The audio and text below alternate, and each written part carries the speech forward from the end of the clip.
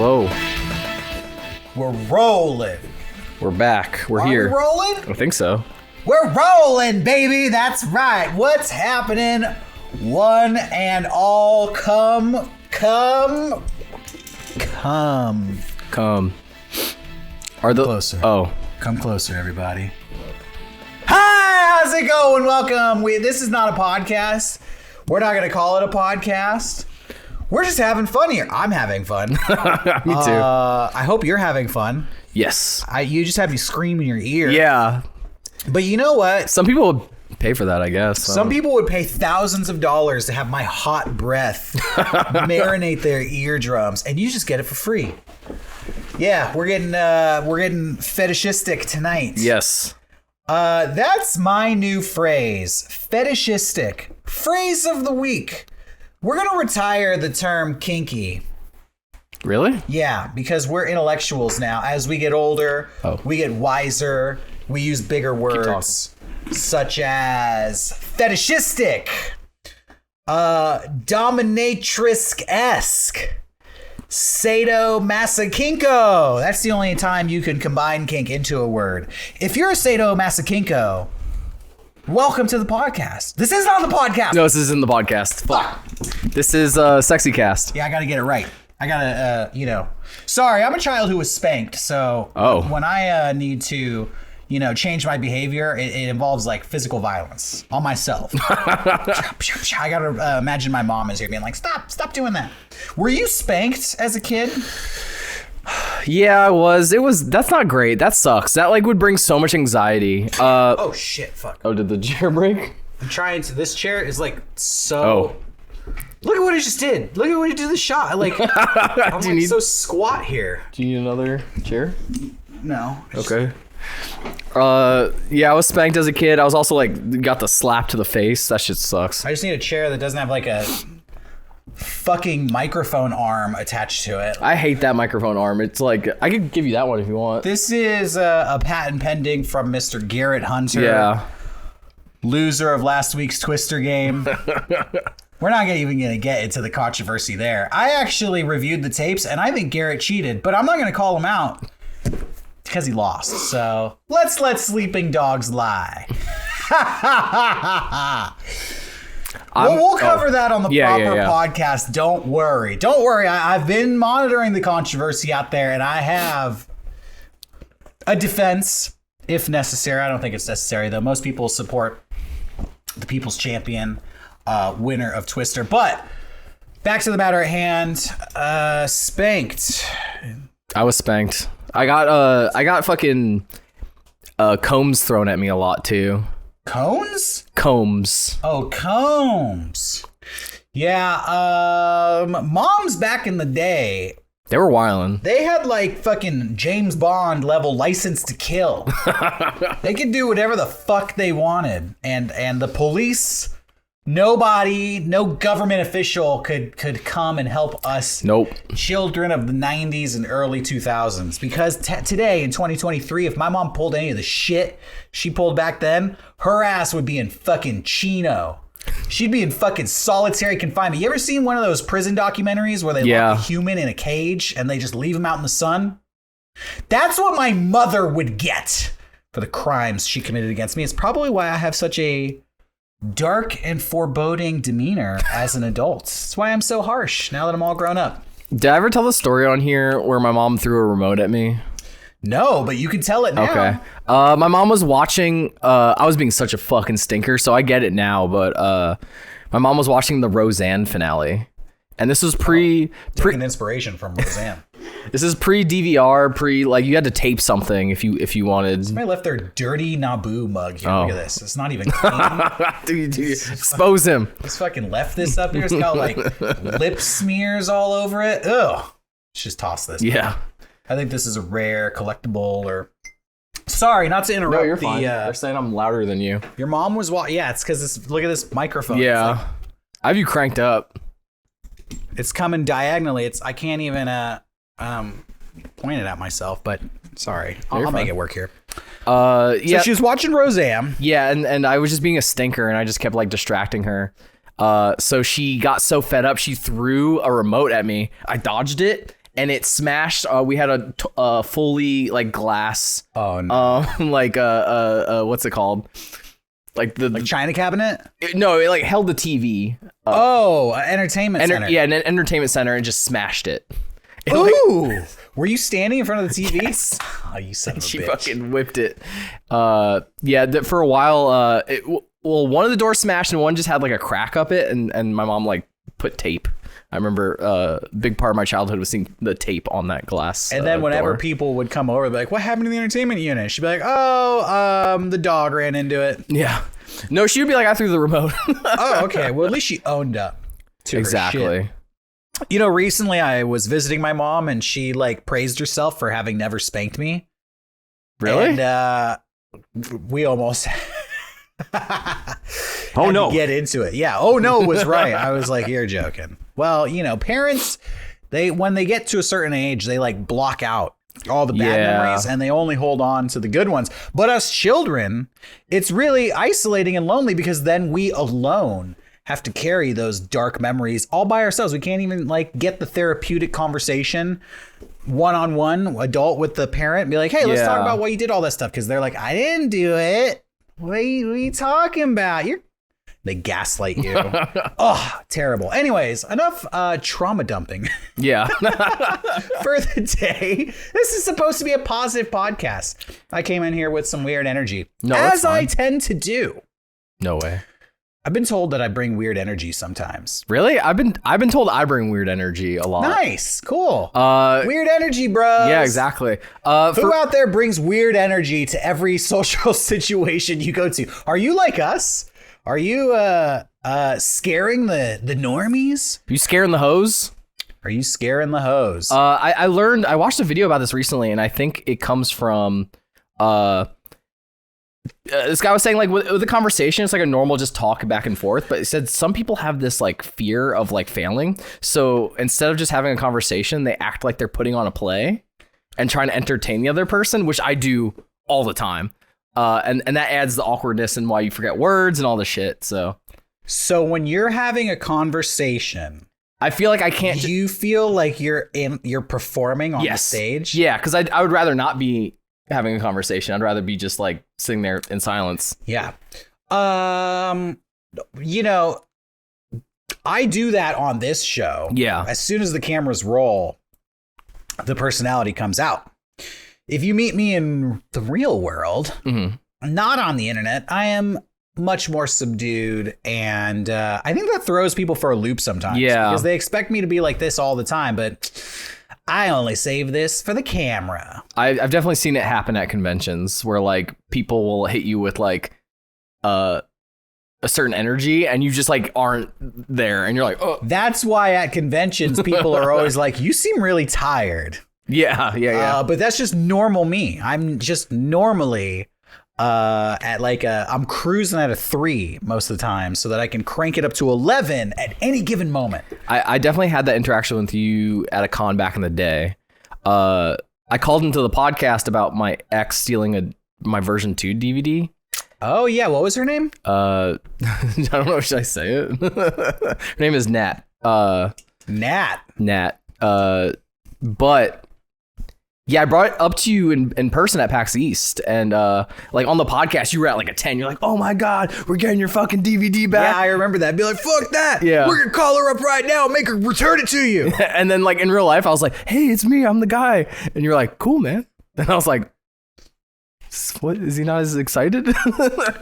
Yeah, exactly. Because there's no entertainment value in being over the top off camera. Yeah. It was just funny. Like I didn't know that there was like a podcast mode and a non-podcast mode.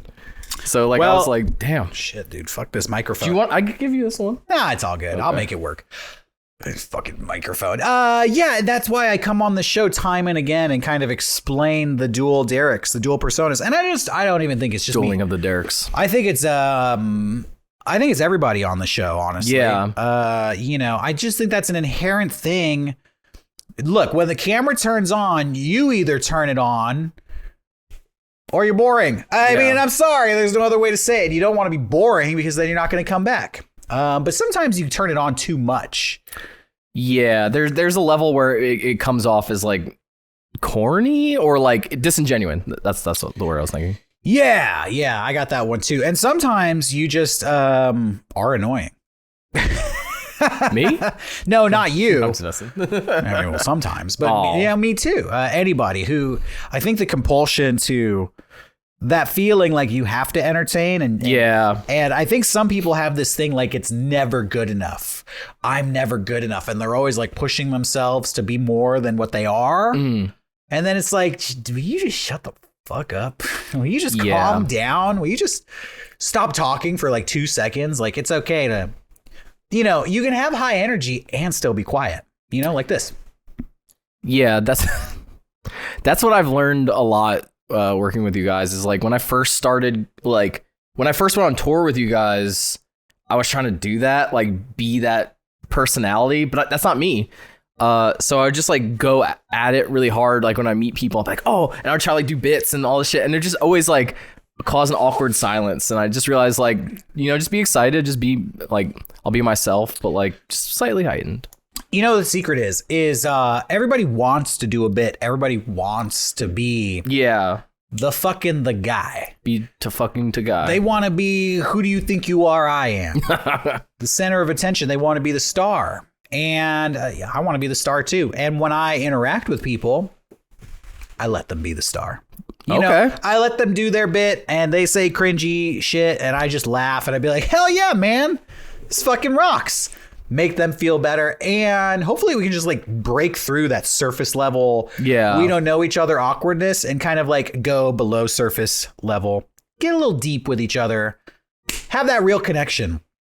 I actually find that a lot of people compliment Mega64 for the real life interactions we have. Like at the live show, at the conventions we go to, when we're not being told we're tired. Yeah. We can actually like talk to people and be like, yeah, what's up? What's cool? What do you like to do? What's fun to do around here? You know, what have you been into lately? And then, you know, at that point we're just like talking and jiving. And then they walk away being like, oh, that was a real conversation. I always try to give that to people because I have been a fan of people and I've met them at conventions and I've walked away feeling so heartbroken, like literally wishing I didn't meet the person I admired. Yeah. Because I went up and just tried to talk and they were like, yeah. And I'm like, dude, I can't, like, I'm the dude from Mega64. I shouldn't feel like a fucking loser like this.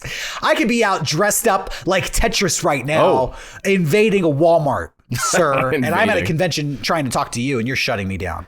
I would have a lot of anxiety for a while when I'd go to cons with you guys. But then I started noticing that people, I just, you know, I don't force it. Like I would just say hi and stuff. But then like whenever someone would be like, hey, Johnny, what do you think about this? And it's like something I really enjoy. I'd be like, oh, and then like I won't stop talking. Like they're like, Johnny, what do you think about Earthbound? I'd be like, oh, okay. Do you have an hour? So that's the first thing you say. Do you have an hour? Yeah. Jenny the Fiend 1 in the chat said, shouts out. Derrick can't say hi to any veteran comic artists anymore. Oh, no. Oh, yeah, I was there for that. Jenny, you've been around for a while. You know what's up. You know what's, I've talked to, I'm not going to say any names, but at least 2 people who I highly respect, who I've collected so much of their work. And all I wanted to do was just like say what's up. And, and I wish I didn't. I really wish I never even tried. I'm trying to think if I have any of those interactions. Shrewboo. It wasn't Shrewboo. Shrewboo, I would love to talk to Shrewboo in real life. We're buds. Shrewboo, I put Shrewboo on. Let's never forget. The world knows about Shrewboo. Let's never forget the night that I called out Shrewboo and changed his life forever. I'm assuming Shrewboo's a guy. I don't know anything about Shrewboo. I had a really weird interaction with Jay Mascis, the lead singer and guitarist of Dinosaur Jr. Yeah. He was doing a signing at this store in New York called Mishka. Okay. And shouts out Mishka, the fashion line. I didn't know like what the fuck, like they just said show up at this time, so I showed up, no one was there, and I walk into the store and Jay Mask is just standing there, and so I walk up like, hey man, how's it going? And he was like, yeah. Notoriously a quiet dude. Yeah. And I was like, yeah man, I have something here for you if that's okay. And he was like, what is it? And I pulled out like a 45 of one of his songs. I was like, yeah, I spent a lot of money on this. Like, can you sign it? And he was like, I don't have a pen. I was like, okay. And then I look over and there's like a table of markers and like Sharpies. And I was like, this is a pen over there. And then he went, okay. He signed it and then wouldn't look me in the eyes. Ooh. I left in a fuck. I was so mad. I was like, fuck that dude. Fuck Jay Mascis. I went back later because my girlfriend at the time was like, I want to meet him. And we came back. And I guess the signing had happened for real. Like, it started. Yeah. And I didn't realize you were supposed to buy like something, one of his like Mishka clothing line items. Like, you weren't supposed to just bring a fucking 45. So it definitely was my fault, but. Oh, whatever. You were there and nobody else was there. Yeah, it was just me and him in the store. Well, you can make an exception. I still think about it. It was so fucking awkward. I still think about mine as well. Yeah. I shudder to think about them. Well, hey, we're going to be taking calls tonight. We're going to be answering questions. If you've had an awkward experience with a celebrity that you looked up to, call us up, talk about it. If you had an awkward experience with us or anybody from Mega64, call us up. I will personally apologize to you and I will make up for it tonight with a deep and heartfelt, soul connecting conversation, one-on-one, you and me. We're going to have a good night. We're going to do some shit. We're going to heal. Shrew said Mega Strange episode was dope today. Thank you. Sorry that took forever to upload. I don't know what happened, but people seem to be enjoying that episode. Nice. Well, if you haven't seen it, right after this, you can pop on over to Mega Strange on YouTube and fire up the Ghost Ship episode. We get into all the ghost ships, particularly the best and most famous and important ghost ship of our lifetime, the ghost ship from Legend of Zelda Wind Waker. I forgot. In addition to actual ghost ships and haunted tales that are awesome. Is it cool if I talk about RE4 Remake real quick? Yeah, we played Resident Evil 4 Remake. Johnny bought it. Yeah. And then you played some of the opening. I played the opening level, and I enjoyed it. Yeah. I enjoyed the shit out of it. I knew you were. But I'm not going to pick it up because to me it was, go figure, pretty similar to the one that I played in 2005. It's pretty fucking similar. I've been really enjoying it so far, but I will say I have one big gripe with it, and I don't know if I'm the only one who has. Well, I have two gripes about it. One, I think this happens to me with every remake I ever play, where I start to remember parts of the game that I don't enjoy. Yeah. And then I start feeling dread of like, oh God, I have to do that. I have to fight the two El Gigantes. That's very real. Like, so that's like been brewing in me. I'm like, oh God, I don't want to do this part again. But I've heard they made things not as bad. The second thing, I feel like all the really great UI in that game has been fucking decimated. Like, I miss like when you would save on the typewriter and like type it out and looked all cool, like typewriter font. That's gone. They made a lot of aesthetic changes, which I feel like were not necessary. And I agree. There's no right answer. There's no correct side to fall on. Some people are going to say if it's an exact clone of the original, that's bad. Yeah. Some people are going to say if you change anything, that's bad. Some people are going to say this game is perfect because they straddled the line and changed just enough. And other people are going to say they fucked up because it's, not what they wanted. So whatever. If you like it, cool. If you have problems with it, also cool. It's a video game. It's not important. Yeah. You're allowed to have an opinion on it. You don't have to like it if you don't want to. I really like the Resident Evil 2 remake. I feel like there was more style in that. And I'm just like, while I'm playing this, I'm like, Resident Evil 4, the original game, has so much flair and it's so flashy and fun. And I feel like a lot of that flair, I mean, it's still there, but like kind of, they went like super realistic, but it's funny to see a realistic model of Leon jump out of a window. Yeah, I love the like Capcom writing and video game style from 2005 and a highly rendered realistic environment, like you're saying, because he's making stupid one-liners and kind of doing irrational, like fake ass action movie action. But this is in the engine for the last two games, which are kind of rooted in more realism. Realism. So, it's an experience. I'm sure this game's going to be a smash hit. I mean, it still plays amazing, and there's a lot of stuff like quality of life stuff that I've been really enjoying, and the core gameplay is great. But yeah, I can't shake this like I'm like, the aesthetic is not there anymore. But anyway, I could move on. I actually think it's pretty great. If you've never played Resident Evil 4, I definitely recommend it. Yeah, 100%. But for me, it's like I kind of like you. I feel like I've done this. Yeah. And playing through it, I'm like, yeah, I've done this a lot. I've gone through all these levels. So they changed it up. Just like I did enjoy. They now have like after you kind of get to the merchant, there's like these blue pieces of paper. They'll say like, hey, kill 8 rats or something. Like they give you fun little things to do. I enjoy that. And then that's cool. There's been like I walked past the boss arena where you fight the first El Gigante, and I just heard him like snoring. And I was like, that's fucking awesome. Also, when I'm like solving puzzles, it sounds like someone's like walking up behind you. Like, I feel like they added enough where I'm like, okay, this feels fresh. But yeah, I just feel like the aesthetic is like got ripped out of it. But anyway. Well, that's Resident Evil 4. Yeah, We're sure playing it. Yeah, everyone else will talk about it more next podcast. Hell yeah. Why don't we see take some if calls? we have a call here? We have 3 here. Which do you prefer? Let's talk to Sauce Bambino. Okay. This might be loud. There might be doubling audio, but I don't care. Oh. Hello? Yo, Sauce Bambino. You're talking to the 2 sexy boys on the Mega64 we can see you, but the chat stream. can't. Okay, that's fine. Sauce Bambino's like, I don't want to be seen in Yeah. public. My hair's looking all fucked up. How's it going, Sauce? I was doing quite well. I do have a celebrity interaction that was awkward. Oh. All right, let's hear it. Lay it on us. I was at a convention, I want to say like 15 years ago, and my buddy wanted to get all of the cast of Voyager's signatures. And so we were waiting for Chakotay, Robert Beltran, who was there late. And we were the first in line. He showed up like 20 minutes late, and he was just like, sorry guys, I was late from the hotel.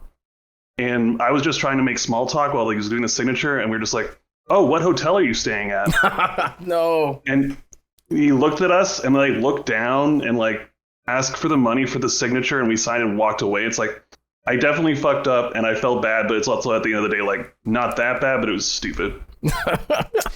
Yeesh. Did you know, like, the minute you said it, like, I shouldn't have said that? Yep. As soon as it came out, and it's like, I felt bad because my buddy was the one who really wanted to meet him. And it was just like, well, I've ruined this interaction. Sorry about that. See, I feel like not addressing the awkwardness when you realize it actually makes it more awkward. Like if you would have just followed up with, oh, actually, I'm sorry, I'm just nervous. Don't answer that. I should have asked that. He kind of probably would have laughed and be like, yeah.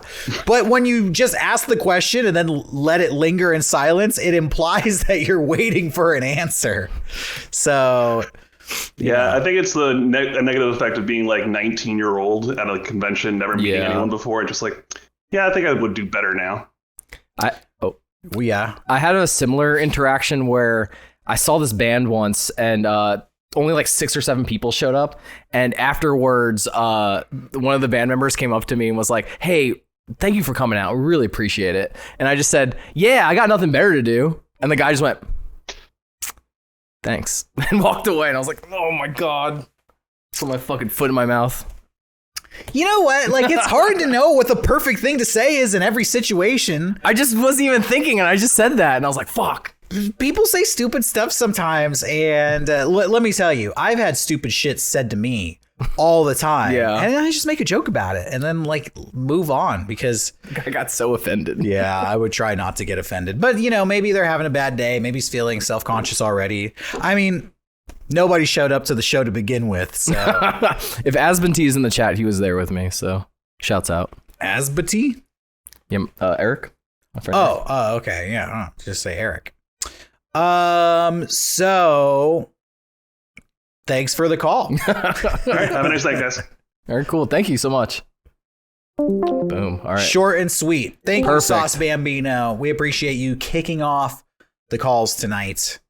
Let's go with another one here. I'll let you pick. I picked the last one. Cheesy Manfredo. Fredo? Cheesy Manfredo. Hello. Cheesy Manfredo. Oh, my shirt is McDonald's cloud, by the way. How you doing? Someone's asking. We're doing good. Have you, what do you think of Johnny's McDonald's shirt? It's pretty good. Speaking of McDonald's, I actually just finished drawing a comic called Make Pagliacci, Oh. which is an adaptation of the opera Pagliacci starring the Ronald McDonald crew. That's cool. So, Pagliacci is like the sad clown who doesn't he kill his wife? Yeah, basically because his wife cheated on him. And in my version, his wife is Birdie, and the guy that she cheated with was the Hamburglar. That's pretty good. And so how does Ronald find out that Birdie is cheating with the Hamburglar? Grimace tells him. And why does Grimace tell? Like, Because Grimace is secretly in love with Birdie, and he tried to put the moves on her when Ronald was gone, and Birdie rejected him. So Grimace, like being upset, finds out about Birdie's secret lover, and then tells Ronald. And Ronald, in the opera, the character Pagliacci is like an abuser, right? Yeah. So he gets super upset.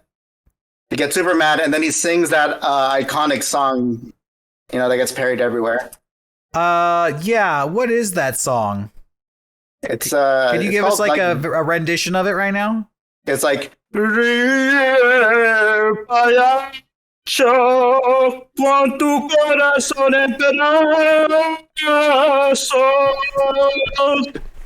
like that. Yeah. Johnny, do you know the Pagliacci song? No, I don't know. I don't know. I'm not a part of this at all. You've never heard that song? They play it like it's the sad like, classical song. Oh, I think there was an episode of Hey Arnold. They're on The Simpsons. Oh yeah, in The Simpsons. And it's in Seinfeld. There's the clown who's like a psychopath who listens to Pagliacci, and he's like intimidating Jerry. The Pagliacci episode, Mr. Pink, in the chat. Sorry, Cheesy Manfredo. That sounds awesome. That does sound awesome.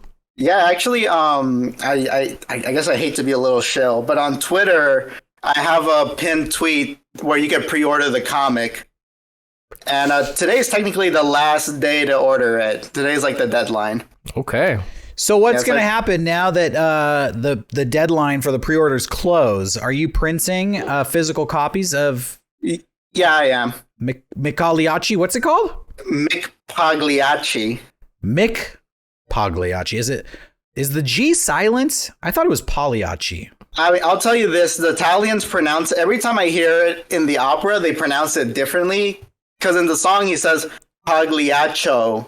Oh. But I don't know why they add that O there. I think, I don't know, if I'm Italian, it'll probably make sense. But I'm not. Okay, nice. So how many pre-orders do you have so far? So far, I have like 42 so far. Nice. Yeah, and what's special about the physical copies is that it's going to be printed on yellow paper, and the ink is red to resemble like burger wrapper. You get what I mean? That's beautiful. Yeah, that's how long have you been working on McPagliacci? Since I've had the idea since like 2 years in the back of my mind, because I saw it maybe like, I don't know, 4 years ago. I saw like a DVD recording of it, and I really liked it, and it's been in the back of my mind. And then I realized that it would be cool to like get a comic adaptation of that, but the gimmick is that everyone's played by Ronald McDonald characters, because a funny coincidence is that there's enough Ronald McDonald characters to fit each role in the play, and it just kind of works. I didn't have to like invent new characters for it. Like everyone like fits in there. So where does Mayor McCheese fit in? He cameos. There's a lot of cameos. I try to shove in as many like cameos for characters who've only appeared in one commercial. But what's kind of shitty is that every time I think I pick like the most obscure guy ever, I find a new commercial with an even more obscure character. And I'm like, well, the comic's already finished. I can't go back and add this guy. It's annoying. Did you put Mac Tonight in there? Yes, he's in it. What's Mac Tonight's role? He doesn't have a role. He's in the back. there's a lot of background audience members, and that's filled with a lot of cameos. Oh, okay. Right? Did you do the chicken nuggets in their Halloween costumes? Dude. No, but the chicken nuggets are there. They're kind of scattered around. Like everywhere, like every other panel has like a little chicken nugget in there. Okay.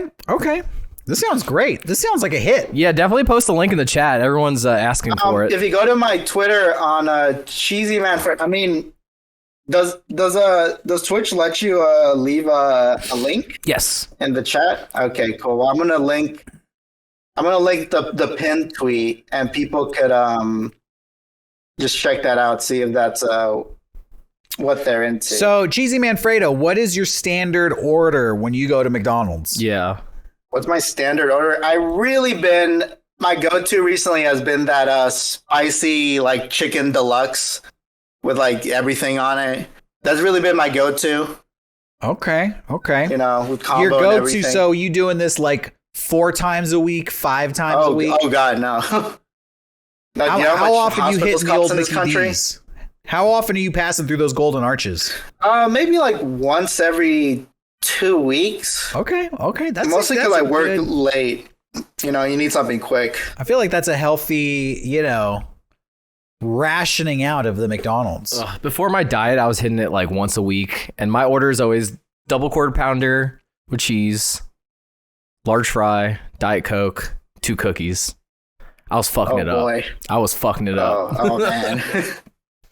I couldn't double eat that. quarter pounder with cheese, large fry, Yes. and 2 cookies, Yes. and a Diet Coke. Yeah, because I'm watching my figure. The Diet Coke, by the way, is a fallacy. It's not healthy for you. You may not consume sugar, but you're consuming like carcinogens. Yeah, it's not healthy, Give you but like a brain tumor. yeah, but it's like, you're not, it's You're like not drinking water like a chud. It's like a give and take. I can't do all that. My regular job isn't like physical. It's very like, I mean, all I do is draw comics, so I'm like stationary in my chair the whole time. And I can't be eating too crazy because it's gonna kill me in less than like a year.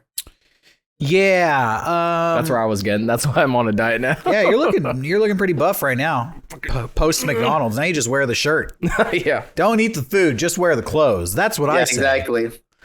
All right. Well, I'm really excited for that. Hey, will you send I was gonna say a copy of the comic to our PO box, and we'll show it off on the show when it's out? Yeah, I could do that. I actually sent you guys one of my comics before. Actually, Oh. What was your comic? I don't know if I saw it. It was called Villainverse. It had like a green goblin looking guy on the cover. Oh, it was like a very yeah. shiny That sound cover. familiar? Yeah, I remember. I think we showed it. Did we show it on the podcast? It was in one of your opening. It was in one of the episodes where you're opening like mail. Oh, okay. Yeah, and I wrote a letter towards you, Derrick. Was that on Mega Strange or the main podcast? No, that was on Mega64. Yeah. Mega64. Okay, I'll have to go back and review the tapes. Villainverse. Yeah. Well, I'll tell you what. I'm more excited for Mick Pagliacci. No, I bet you would be. I heard you finished making a comic, didn't you? Oh, yeah. Well, I wasn't going to talk about this on the show, but since you brought it up, I have been writing a horror anthology. Is something I actually started back in 2014 and tried to get it off the ground. God, that was so fucking long ago, man. That was 9 years ago. I think I was like 27 when I started writing this comic. And I was just working with local comic illustrators here in San Diego, just within my friend group, and it never really happened. I think I got one issue illustrated in pencil, and that's as far as it went. And it was kind of a defeatist process at the time because I was cranking out story after story after story, and the artists weren't really feeling it, and so the project kind of died, and I put it on the shelf. Thought it would never really thought about it again. About 8 months ago, I was reached out to by a guy who is now a good friend of mine. Gon is his name, and he's a comic book illustrator and producer. And he said, "Hey, I heard once you like had comic book ideas, and do you want to like work on that together?" See you later, Johnny. And so I pitched a couple of different ideas, but one of them was this horror anthology. I kind of just resurrected my scripts from 2014. And yeah, he really liked them and worked with me on finding artists who were into it. So now we've created 3 issues and we're working on creating 6 issues in total. But I'm new to comics, so I'm still kind of like figuring out the whole process of like, what do I do with this now? Do I publish it? Do I pre-sell it? Do I, submit it to a comic book publishing agency or distributor like Image or Black Mask or, whoever? I read one of the comics and I was like blown away by it, where I was like, dude, you need to get this on something like can I say the artist or are you keeping it secret? You can say the artist. That's cool. I don't know his Twitter, but our Max Johnson. Yeah, our friend Max, like he fucking crushed one of these comics, and your writing was like blowing me away. Like it was cracking me. I was like, this is awesome. Yeah, you kept being like, what? I was like, where did this come from? What inspired you to write this? Like, what compelled you to write this? Yeah. It was such a weird story. Yeah. So thank you for bringing it up. You're welcome. Cheesy Manfredo. I'd say we're moving faster now. Kind of getting the ball rolling is what took so long. Now that we're moving along, it's. We're just moving into like phase 2, but we're getting close to finishing it. And there's going to be more news coming out soon. When it's out, it'll be available, and I'm sure everybody will be able to pick up a physical copy if they want. There will also be digital copies. The first issue will be released for free at some point. It was actually supposed to come out back in October to coincide with Halloween.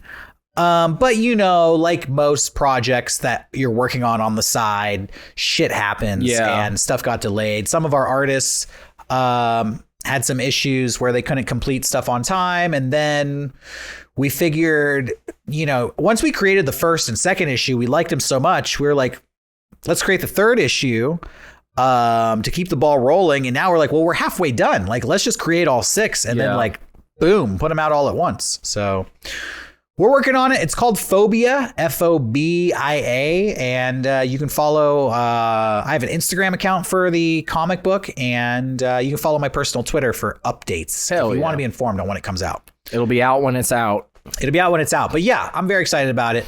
I'm inspired by all the like underground comics from the 70s, like Slow Death, Skull, the EC comics from the 50s, Vault of Horror, Tales from the Crypt. And all bangers. Yeah. And Alan Moore's Future Shocks was a huge inspiration. Yeah. That was actually the comic that I read back in 2014 that inspired me to get started. Oh, wow. Yeah, because it was like short sci-fi. There was, with Alan Moore, there's always like an layer of comedy to it. Yeah. Some of his stuff is like better than others, but Future Shocks was awesome. And they all had like twist endings, and I was really inspired. You gotta check out Future Shock. It's like on the list of stuff I gotta read up upon. No, but that's really cool that you got those all out. I think you really got. I mean, I know that IDW is here in San Diego. By the way, I also live in San Diego. Oh, nice. And it should be like it's. I mean, because you're kind of like well known online. Either if you want to like just do the self-publishing route and do kind of like pre-order limited time, kind of like what you guys do with the shirts. That could work. I mean, it depends how much of like packaging you want to do and send out, right? With a publisher, it depends, because I actually did intern at IDW here at San Diego. Okay. And it's kind of tricky. You gotta like, because a lot of places aren't like soliciting like people right now. Yeah. There's kind of like a paper shortage, and every like company is still kind of recovering from the pandemic, so they don't really like accept offers. They mostly kind of reach out to people who are already like popping off. So what either you can do is like self-publish, and then once like one of these bigger companies sees how much numbers you pull in, they're gonna think, oh, you're worthwhile to like invest in, right? Or if you have full confidence in the product, you could like write up a pitch package, approach someone at any of the. I recommend you apply to all the companies because they all. I know people who've like applied to all of them and they keep getting no's and no's, but you're in a very specific spot. You're a very lucky spot where like you have some clout to your name, you know, like even if people didn't know what kind of comic it was, I'm pretty sure people would buy it because people know who Derrick is. Yeah, you know. Yeah, so I hope so. I have full belief you could do it. I like full trust in you that you could like do a killing with it. To be honest, well, right? Thank you. Yeah, I hope Johnny so. says like they're good, you know. Yeah, I'm making I am pitching. I'm putting together a pitch package for it. I'm including all the artists who work on it and some of the other projects that they've worked on, the accolades that they've received. So hopefully between me and them and putting the first issue out for free in advance of pitching it to people, hopefully the first issue, which, you know, it's the first issue, so it gets better as it goes on. That's my only hesitation is like, I wish I could somehow get people to see all of it before they judge it, but you can't. That's just the nature of the game. Yeah. Hopefully the strength of the first issue and the clout, as you say, will open up some doors. But if it doesn't, then I will just go fully independent and release it on my own. I'm going to try to do both, one after the other. Yeah, I was going to say you can go on, Gumroad or something? You can sell PDFs or like... Gumroad, itch.io. We're going full webtoons, baby. Okay. We're gunning for the top. Webtoons is very particular because I've done like webtoon stuff and the best stuff because I looked at the pictures you posted of your comic and it's like, oh, this looks very like traditional, like this could be like a floppy you see on a rack. You know, okay. And what I noticed is that those comics never look too good on webtoons. The best kind of webtoon comics are the ones that are formatted for the endless scrolling. You know, It always looks kind of like awkward. I mean, you go ahead and try it; like it hasn't stopped anybody else, but I don't know. Yeah, so it's definitely being designed to be a book, but it's also going to be reformatted into the endless scrolling webtoons format. You should just post it on Twitter. There's like so many Japanese artists who like just post the entirety of their like manga on Twitter and then they become physical later. You know, and usually what they do is that sometimes like their manga will have a little bit more salacious things that they censor. And in the physical copy, you'll see that stuff, right? So it incentivizes people to like buy it. My policy has always been like I kind of want all my comics free to read. Because I strongly believe that's not going to like affect how much money I make. Because like my generation of reader is already kind of used to reading everything free. Like manga is so huge right now, and I'm pretty sure that's because of how much it's been pirated. You know, like I've read all of Chainsaw Man illegally, but I'm still buying all the copies. You know, right? Shouts out to the Shonen Jump app. It's $2 a month, and you get everything. That's how I read all my manga. What are you reading? I'm caught up with Chainsaw Man. I think I'm gonna start reading. Is it Pun Pun? Is that how it's called? Oh, Pun Pun's gonna fuck you up. Yeah, everyone says that, and I feel like I'm in the right headspace to get fucked up by Pun Pun. I have a bunch of, Junji Ito to inspire me, and then you actually told me about PTSD Radio. Oh yeah, PTSD Radio's sick. Which I picked up and started reading, but I didn't get very far in it. Yeah, I heard that some of the stories in that are just like single page horror. Like it's just a single frame of like someone scary or something. That's what I love. Yeah. My philosophy is even in a comic book, I don't have the patience or the attention span for something to go very long. So all of my stories, I aim to keep them between like 5 to 7 pages max. Yeah. With, they all have a twist ending. So yeah.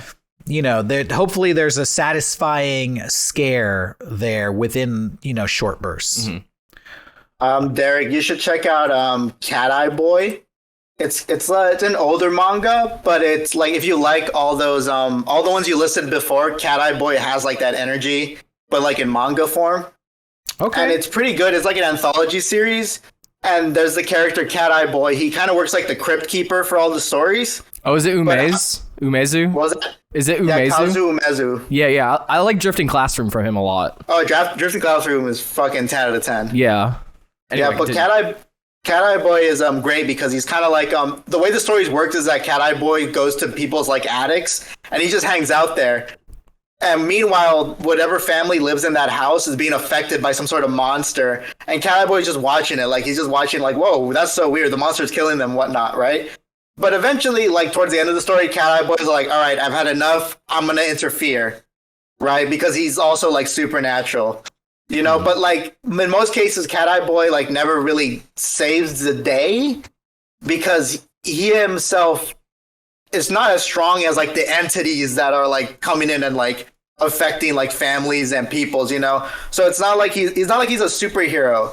He's more like just like a supernatural kid caught up in the mess, you know. Okay. And each story is kind of like it's like an anthology. It's just the only consistency is that he's wandering from like house to house. That sounds awesome. I will definitely have to check that out. And then another inspiration to me, if we're talking about horror comics here, I can't remember the name of the artist, so I'll have to look it up. But the book is called Prim and Nancy. Oh, yeah. Oh, fuck. I know that dude's name. Fuck. Someone in the chat will definitely know it. It sounds so familiar. Fuck, what is his name? He's a great artist. I don't know if he's still alive. Wait, it's Pim and Nancy. Yeah. It's Al Columbia. Yeah, Al Columbia. That's exactly it. That dude, Gerard Way always says Al Columbia was like a huge inspiration on him in his art. Am I saying this right? Why can't I can't think of it. I own this book. Pim and Francie. Pim and Francie. Thank you. Somebody put that in the chat. No, I just Googled it here. Oh, okay. But Al Columbia is awesome. Pim and Francie, if you can pick it up out there, I highly recommend it. It's a horror comic, but it's like unfinished. Yeah. Which adds to this element of it being like a cursed comic. But honestly, it's one of the few, you know, oftentimes I read a story and the story is what's so creepy to me. This is like the art is what is so haunted. Yeah, also in this book. Look at this photo of Al Columbia. Like, dude, it's what fucking the scary. fuck? Yeah, Al Columbia is a weird fucking dude. Dude, he just illustrated himself. Yeah. The artwork is like very, I just say it's haunted because it kind of just gives me chills to look at it sometimes. Yeah. It feels very like nightmarish, dreamlike in an evil way. It reminds me of like reading the guy who wrote Call of Cthulhu's work. Like, just feel like you feel the mental illness come out through the fucking work. Lovecraft? Yeah. I mean, I don't know anything about Al Columbia. I think he's a very private dude, but apparently still alive. Yeah, I think so. But people don't know his exact age. That's awesome. That is awesome. So yeah, if you can find that book, I highly recommend it. And I will check out Cat-Eyed Boy. And everybody out there, keep an eye out for my horror comic, Phobia. The Instagram is Phobia Horror Comic. Yes. So you can look that up for yourself. And probably within the next 6 months, we're going to try to get that out to everybody. And you'll read the story that Johnny was blown away by. So good. Issue 3. Hell yeah, I'm excited for that. And I'm excited for Mac Pagliacci. So, Pagliacci. You know, can I say one final thing that's actually related to horror comics? I actually have my own horror comic coming out. And actually, it's not being drawn by me. I wrote it, and it was based on a short film. Because before I was focused on comics, I was focused on like making short films. But this last one that I was working on wasn't making me any money, and I had to like cancel it. But I took that script and I kind of reformatted it into like a comic. And a buddy of mine, her name is Mimi Ori on Twitter. She's currently drawing it. She's halfway through it, right? And that's hopefully going to come out in the next 2 months or so. It's going to be called Extra Souls. And this, it's not to toot my horn. I think it's going to be pretty good. The twist at the end is going to like really blow your mind. Destroy your head, if you will. Oh, shit. All right. Well, we're ready to get blown away. Thanks for your call, Cheesy Man. Thank you so much. Of course. Thanks for having me out. All right, take care. Have a good one. See ya. Why are you giggling through that call? Because our friend Nick is in the chat, and he kept saying that was someone that I used to know. It was not that dude, Peter. Anyway. Sorry, he reminded me of have personal conversations. Old forum days. In the middle of a podcast. It's not a podcast. I guess you can do whatever you want. Are we taking another call here? You want to just talk to the chat? Whatever you want let's talk to the chat for a little while. Nick made you corpse, yeah. How's it going, chat? We got all the... how many people are watching right now? 246.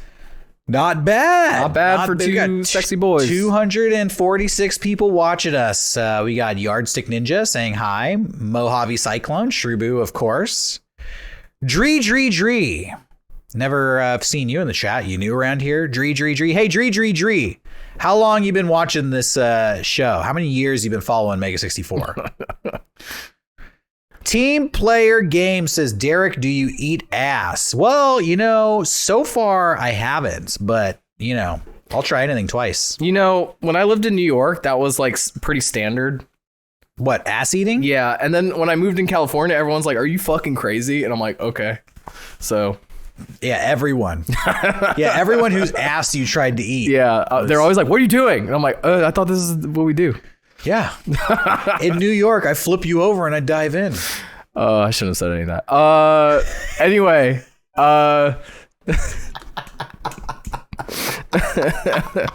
Someone asked me where this chain is from. That's the cackle I say right after I eat your ass. Yeah, exactly. You're like, Dree. Did Dree a few years probably? Like a few years. Okay. Like what, 2018, 2019? Dree. I'm trying to do an interview with Dree in the chat. Everybody, stop posting so I can see Dree's answers here.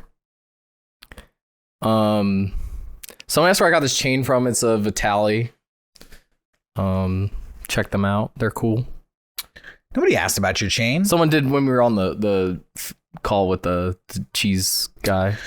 I don't give out fashion tips on the show because I don't want people dressing like me. Oh. Because then that is true. I'm going to walk around one day at PAX East or fucking Anime LA and I'm going to see a doppelganger of myself walking towards me and it's going to be on. It's going to be like Highlander. There can be only one, Yeah, I've been trying to up my fashion. It's hard, I'm too lazy for this shit. I think Dree. I think they got scared. They left. They said, whoa. They're like, slow your roll. I don't know you that well. It's been like 8 years. Wow. Okay. All the way back to 2015. Back to 2015. So you're pre DBZ in 5 minutes because we first did that in 2015. Can you believe we've been doing that skit for 8 years wild. now? Speaking of skits, by the way, what? No, I was just someone asked if we saw Jeff Rosenstock on tour and we did, and that was a great time. We did see Jeff Rosenstock on tour. Texas? That was in Austin, Texas. Yeah. And our tour manager, Jay, shouts out Jay, coolest guy in the world. Jay is the coolest person on the tour. We were like the dorks on the tour compared to Jay. He's like he's toured all around the country. He's toured all around the world. He's a big shot in the music world, and he knew the people who ran the venue that Jeff Rosenstock was playing at. It was the guy who used to run Death by Audio, which was one of my favorite venues in New York. So he got us into like the sound booth, basically upstairs to the side of the stage. Not quite backstage, but it's basically backstage.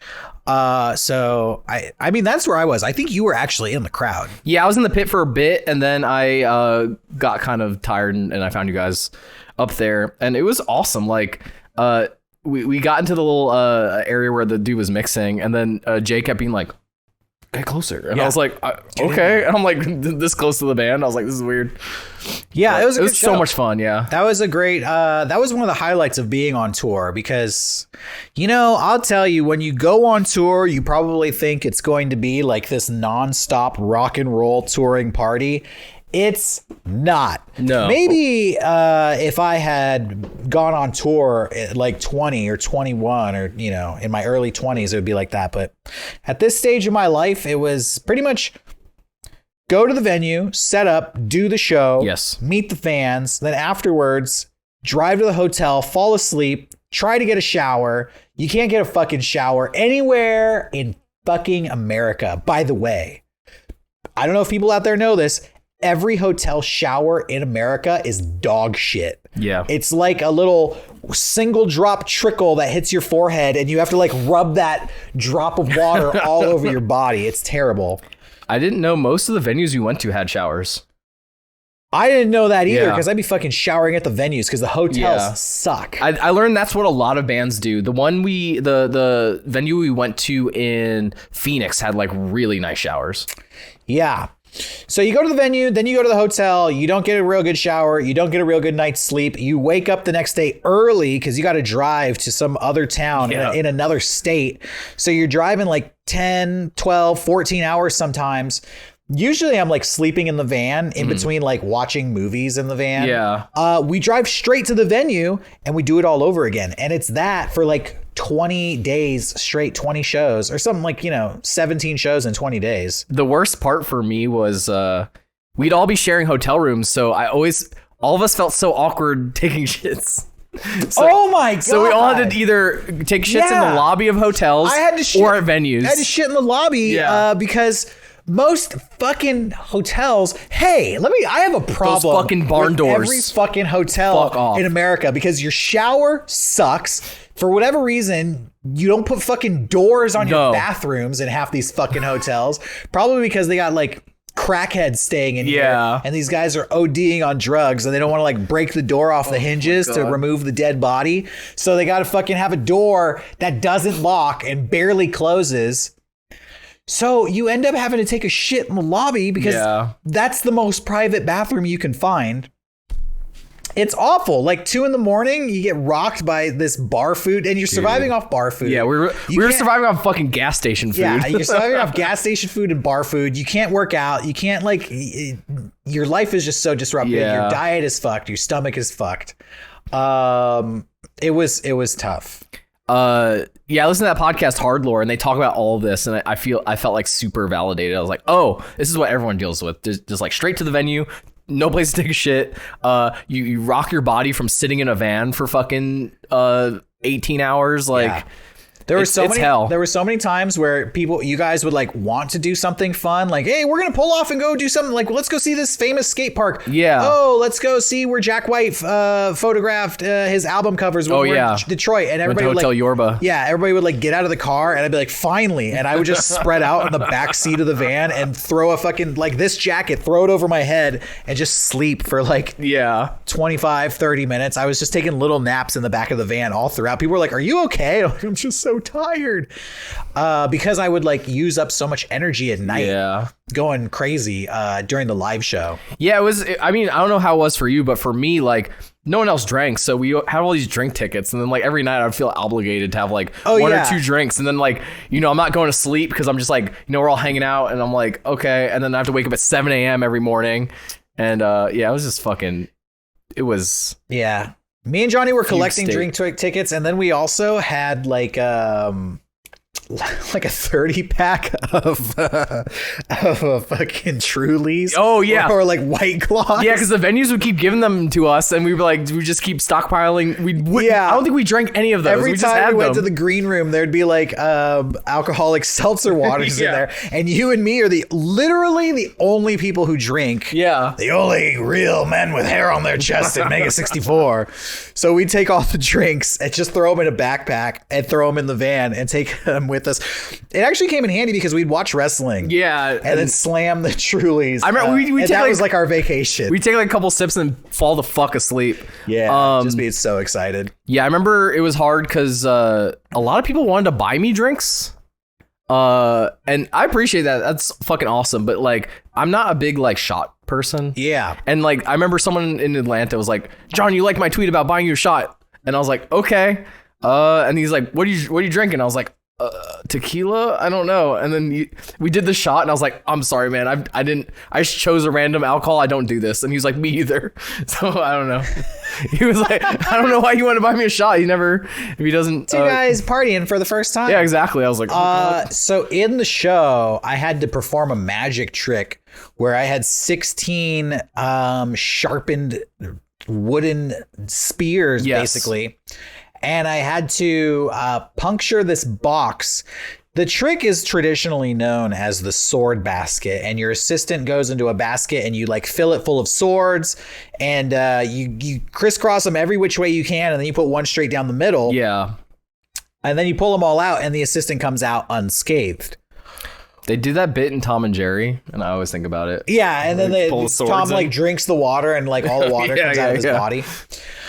There is the way the trick is done. I'll expose the magic here. Oh shit! We didn't even expose it on the fucking Blu-ray. No, we protected the business. Oh my god! But for tonight only, I'll expose the trick a little bit.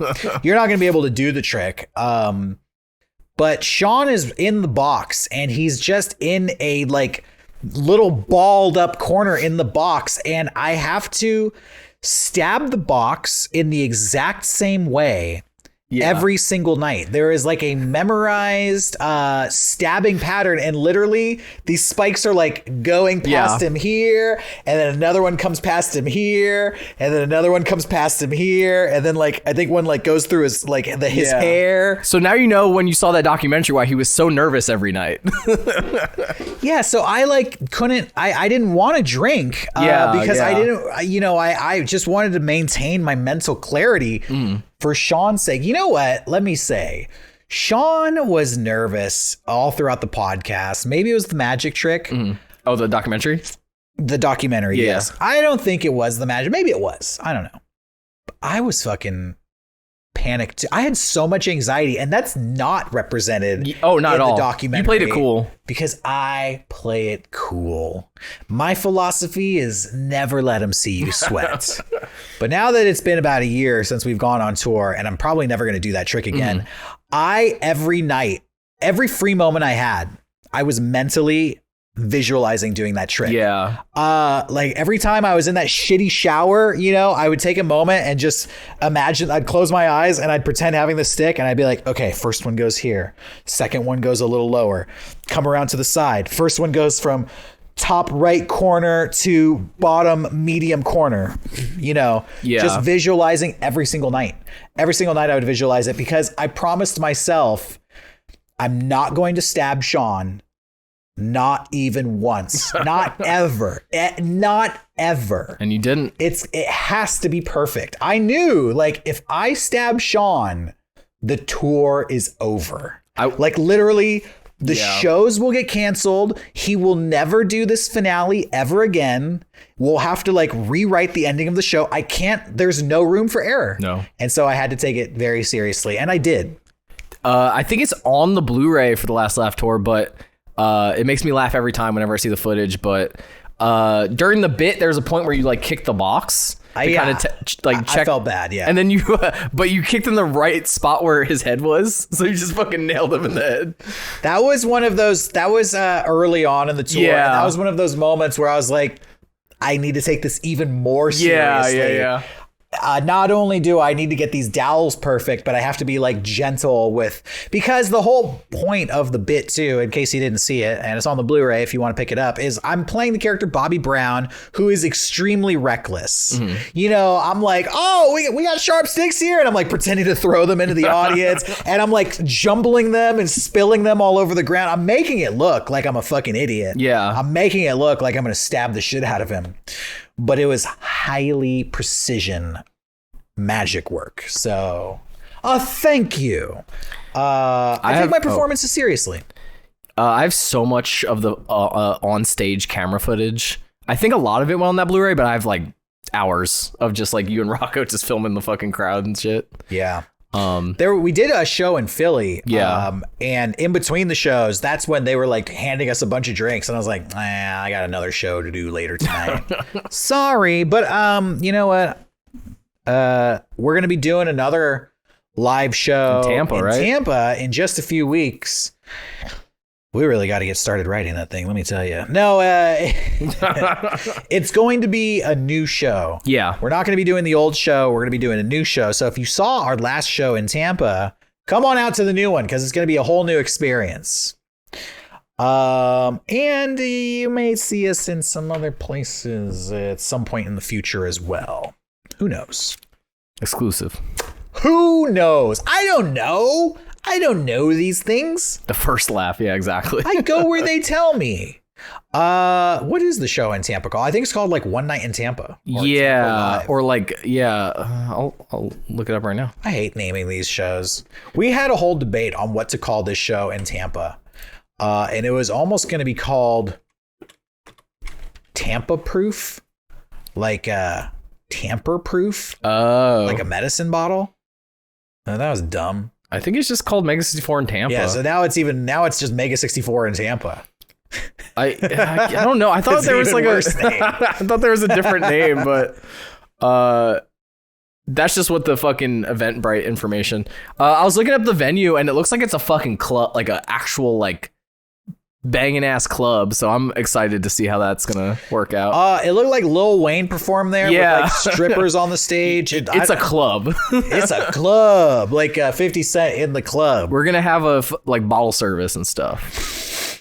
I hope so. That'd be great. I hope that I'm not sure, but from what it looked like, it looks like the stage has like a booth on it. Yeah. So we can get like like go-go dancers, behind backup dancers or something. I'm down with that.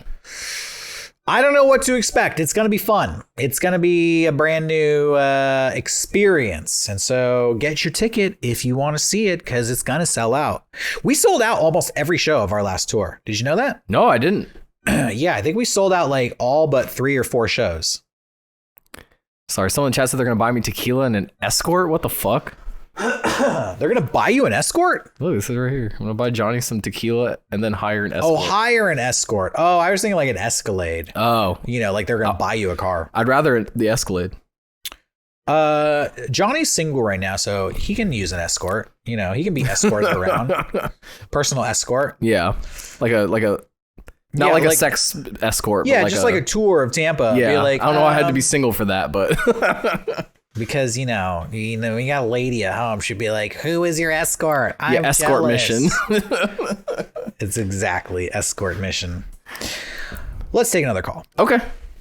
All right, everyone, call into the Discord. I'm gonna put the link right here. Follow Phobia Horror Comic on Instagram. Phobia Comic. Phobia Horror. Oh, Comic. Horror Comic. Horror. Okay. Who should we? You want to do this person? Sure. All right. TPG. Oh, Hello. crap. Yes. How's it going? Pretty good. How are you? Great. We're doing great. You're here with Derrick and Johnny, the sexy boys, on a hot Sexy boys. Sunday night. We're not your boy toys. Yeah. Boy Both wearing toys. denim, looking sexy. Yeah. We are both wearing denim. Oh, Mine's, yeah. Oh, shit. mine's faded. Yours is new. I bought you that jacket. Oh Was yeah. that you planned? I gifted that jacket to him so that we could look like twins. That was my plan. Oh, nice. I saw a tweet that was like it was a fully jean kimono and they called it the Jimono and that was cracking me up. Do you want to get one? Sweet. Yeah. And then you can rock a katana. I need the Jimono. The Jimono. What's up, TPG? How's it going? Nothing much, man. Just chilling, watching you guys. Thanks for streaming tonight. Yeah, no problem. Been super fun. Let's see. I did have kind of a story. I think Sure. way early on you were talking about like kind of embarrassing meeting famous people. Yeah. Did you have an experience? Yeah, definitely. I think about it a lot and I cringe at it. I was like 15 Oh. and I was at a drum shop because I'm a drummer. Okay. And just randomly, I was like buying some drum equipment, and then like the drummer that I look up to, his name's Benny Greb, was just there, and he's like from Germany, so it was like out of nowhere was doing a drum camp that I didn't know about, and it was super cool. I waited for him. There's like an elevator, and I just straight up waited for him to come down from the drum camp, and then I ran up to him and was like, "Hey, dude, your favorite drummer?" And but the conversation was really cool, and he was super cool. But then this other drummer came, and he was like, "That's really cool. You stayed for this guy." And then he pointed and he goes, "Do you know who that guy is?" He's like, "That guy's a legendary drummer too." And I was like, "Yeah, I don't care." And it turns out to be Mike Mangini from Dream Theater. And I just totally was like, I don't give a shit about that guy at all. And he looked at me and he was like so sad. Well, you were just being honest. Yeah. Yeah. And Yeah, for sure. you know what? Johnny thinks Dream Theater is cringy anyways. Yeah, I do. So So Shouts They're a out. little cringy, but they had that cool like rock band song. I don't know it. I never played that one. Chat, what's that Rock Band song?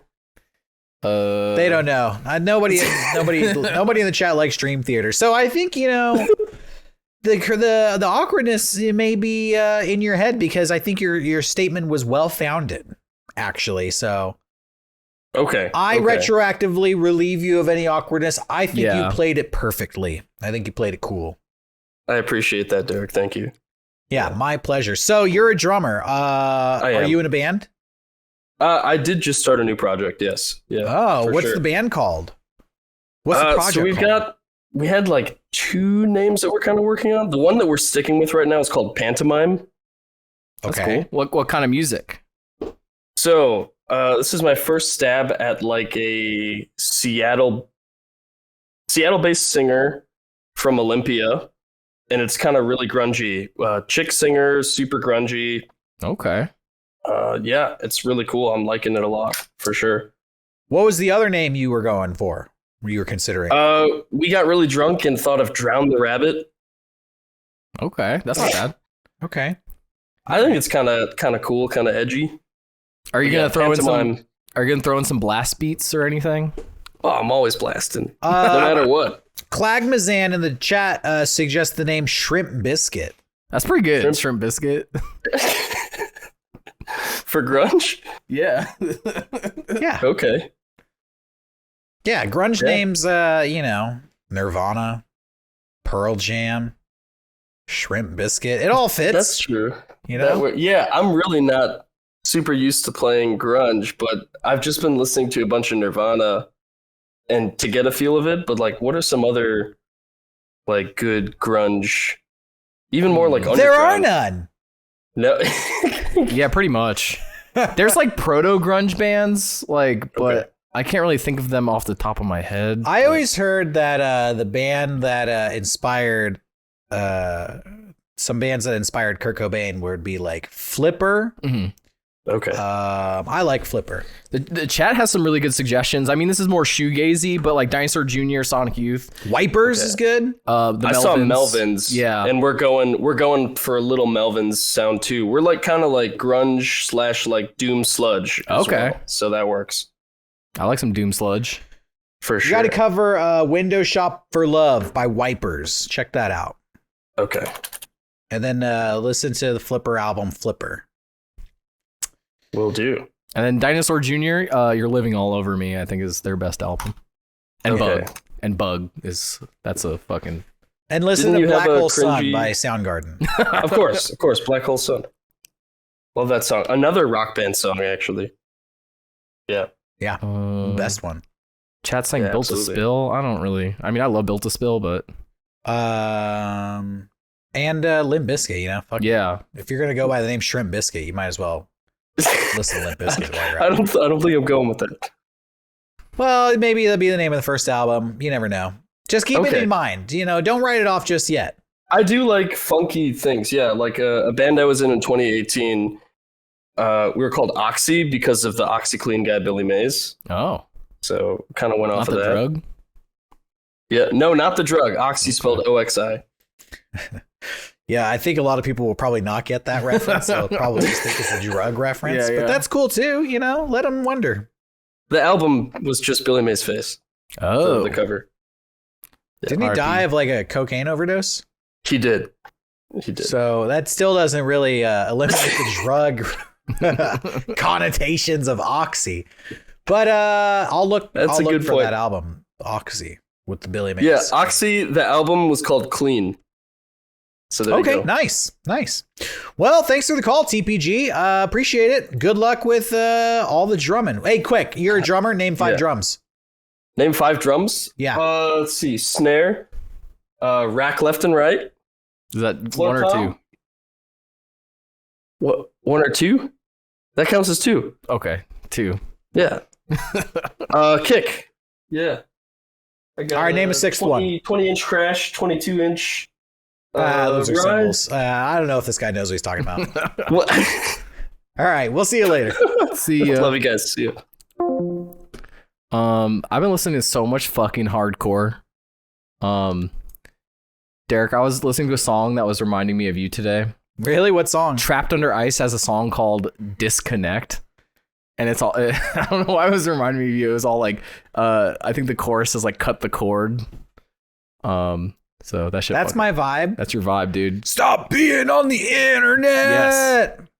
Yeah, TUI Till I Die. I've been listening to 10,000 Gex, the new 100 Gex album. Yes. We got tickets to see 100 Gex. Yes. And the album just dropped, so it's a lot of singles that they've already put out over the past year anyways. One of the tracks was like really, like I was blown away by. Hold on, I'm going to open the album here. Which one? It's 10,000 Gex, right? Yep. Hollywood Baby. That was blowing me away. I thought that was amazing.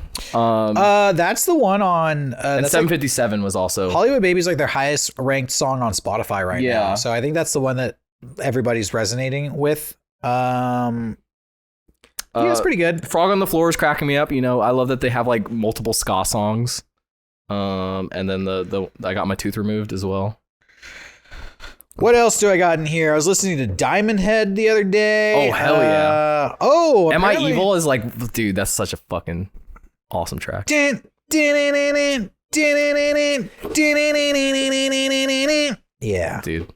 And then the other day I popped on the classic emo album, Something to Write Home About by the Get Up Kids. Oh, hell yeah. You ever listen to the Get Up Kids? No, but I know of them. Dude. Fake emo kid right here. Yeah. If you never listen to the Get Up Kids, Something to Write Home About, you're uneducated. Oh, I've just been listening to Jawbreaker. I don't know who that is. I triggered Earth Crisis Actor in the chat. Atrocity Exhibition is a good album.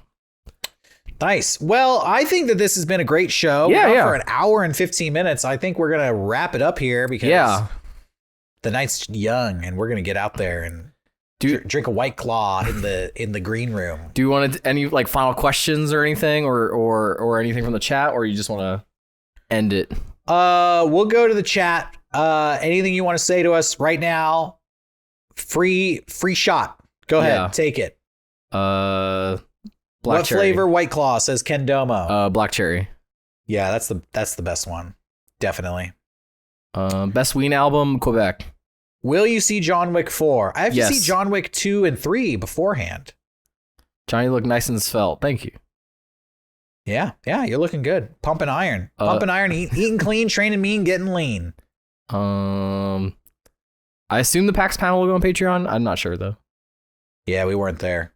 So you'll have to ask the other guys about that. Best prog rock album. Best prog rock band. Rush. Yes. My favorite Rush album's probably 2112. No. Moving maybe. Pictures. Moving Pictures is cool. I really like 2112 and I really like Hold Your Fire and Signals. I like Signals a lot. Is Nightmare on Elm Street any good? Okay, this is a good question. It's fun. No. Oh. But real horror fans, it's essential watching. Yeah. You got to know. You got to be, you have to have your education in line, okay? Dude, Dream Warriors was fucking sick though. Dream Warriors is sick. Yeah. So it's worth getting to the third movie. Yeah. And then you can end your education on Nightmare on Elm Street. But the first movie is a classic, but doesn't really hold up because it lies so heavily on special effects. Yeah. But it's an early 80s kind of low budget movie. There's a point where like Freddy Krueger tries to freak somebody out by cutting his own fingers off. Yeah. And it just kind of looks like dorky. I don't know. It opens with the long arm bit. Yeah, the long arm bit, and they're clearly like being held up by like cables and wires. Yeah. I think you could watch the first one, the third one, and New Nightmare, and then you're good. That's my hot You take. could skip New Nightmare. Oh, I like New Nightmare. If you want to see a meta movie where the script is writing itself. I don't like movies. I don't like meta horror films. Yeah. And the early 90s was like not the greatest time for horror. It was a real like transitional phase. You got New Nightmare. You got Jason Goes to Hell. I think you got Scream though. That's mid 90s. That's like okay. 1996. Actually, Scream is what like revitalized the horror genre in the middle of the 90s. So, good question. Thanks. Best horror franchise sequels. Evil Dead 2, pretty good. Friday the 13th Part 7. Okay. The greatest Part 6 and 7 are the best Friday the 13th movies. The idea that they made 5 movies and then the 6th and 7th were the best ones of the franchise is like amazing to me. They got 5 movies in before they knocked it out of the park.